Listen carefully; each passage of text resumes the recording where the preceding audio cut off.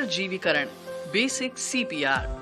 किसी ऐसे व्यक्ति को स्वास्थ्य लाभ प्रदान करना जो बेहोश हो या सांस ना ले रहा हो अथवा सामान्य सांस ना ले रहा हो, पुनर्जीवीकरण प्रदान करना कहा जाता है। किसी व्यक्ति द्वारा स्वाभाविक परिसंचरण को फिर से शुरू करने के प्रयास में कार्डियोपल्मोनरी रिससिटेशन सीपीआर के दौरान रेस्क्यू ब्रीदिंग के साथ या उसके बिना सीने पर दबाव यानी चेस्ट कंप्रेशन डाला जाता है। औपचारिक रूप से प्रशिक्षित प्राथमिक चिकित्सा प्रदायकों और पेशेवरों के लिए किसी वयस्क पीड़ित का उपचार करते समय सांस देने के साथ साथ सीने पर दबाव डालने की संस्तुति की जाती है। यदि प्रशिक्षित प्राथमिक चिकित्सा प्रदाता ऐसा करने को इच्छुक नहीं है अथवा ऐसा करने में सक्षम नहीं है या कोई अन्य परिस्थिति उत्पन्न हो जाती है, तो श्वास युक्त कंप्रेशन यानी chest compression with rescue breathing के स्थान पर केवल कंप्रेशन यानी सीपीआर का प्रयोग किया जा सकता है। 1 वर्ष से कम आयु के बच्चों और शिशुओं के लिए हमेशा श्वास युक्त दबाव यानी chest compression with rescue breathing की सिफारिश की जाती है। प्रतिक्रियाशीलता और चेतनता को कैसे पहचानें? AVPU स्केल यानी अलर्ट, वॉइस, पेन, अनरिस्पॉन्सिवनेस वो प्रणाली है जिससे प्राथमिक चिकित्सा प्रदाता किसी व्यक्ति की प्रतिक्रियाशीलता को रिकॉर्ड कर सकता है और उसे माप सकता है। इससे चेतनता के स्तर का संकेत मिलता है। ये पीड़ित व्यक्ति द्वारा आंखें खोलने, बोलने एवं हिलने डुलने की प्रतिक्रिया पर आधारित होती है।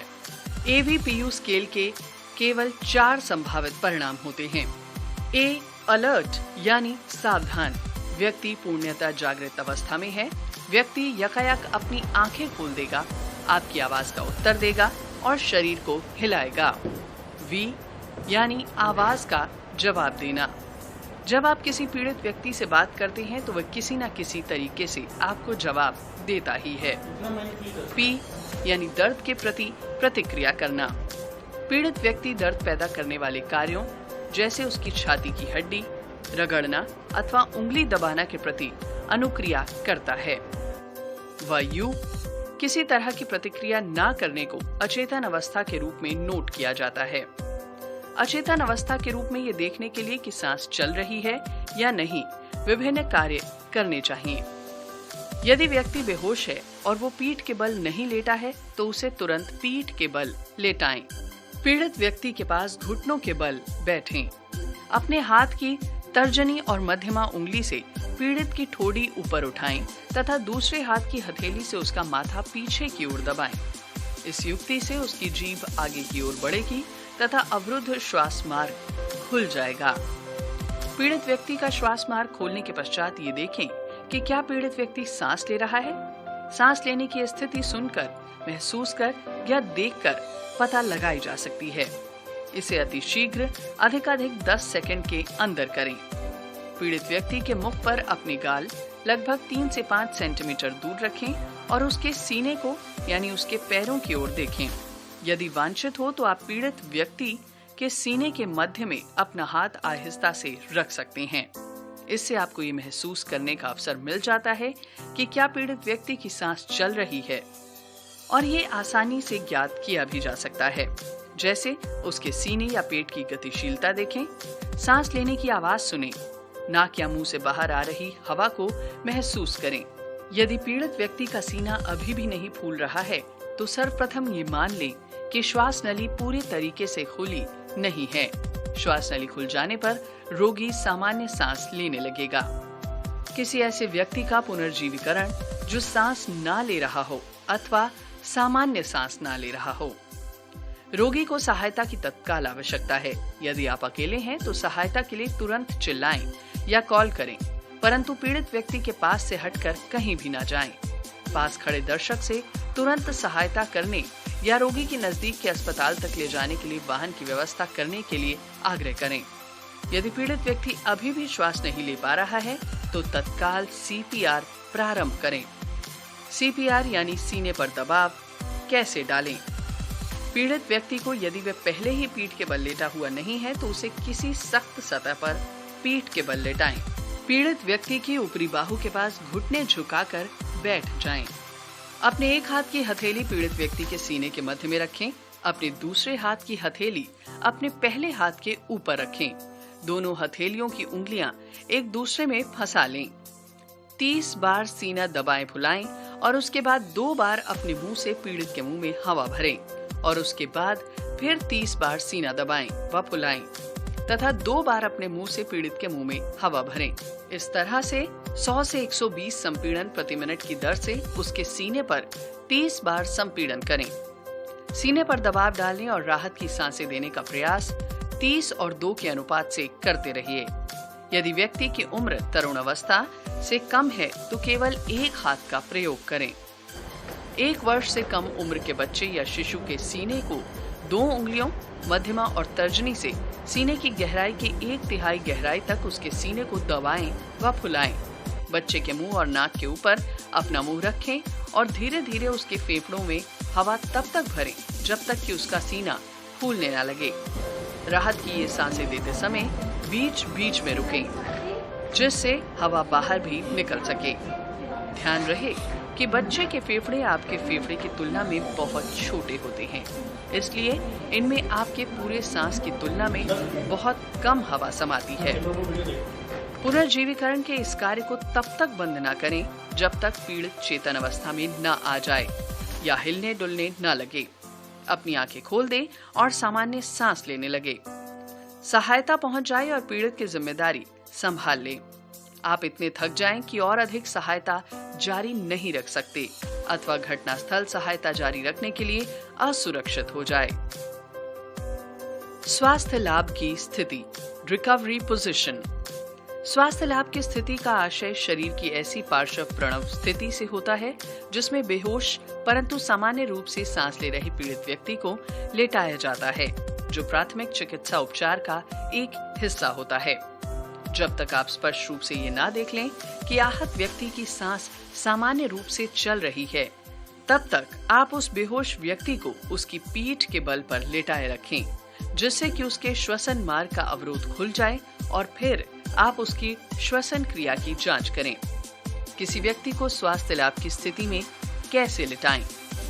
पीड़ित व्यक्ति को फर्श पर लिटाएं यदि वह पहले से ही फर्श पर ना लेटा हो। यदि जरूरी हो तो पीड़ित व्यक्ति का चश्मा उतार दें। पीड़ित व्यक्ति के पास घुटने टेक कर बैठ जाएं और ये सुनिश्चित करें कि उसकी दोनों टांगें फैली हुई हैं। जिस ओर आप घुटने के बल बैठे हैं, पीड़ित व्यक्ति की उस ओर की बाह उसके शरीर से 90 डिग्री के कोण पर फैला दें। उसकी उसी बाह को कोनी से पीछे की ओर ऐसे मोड़ें कि पीड़ित के हाथ की हथेली ऊपर की ओर रहे।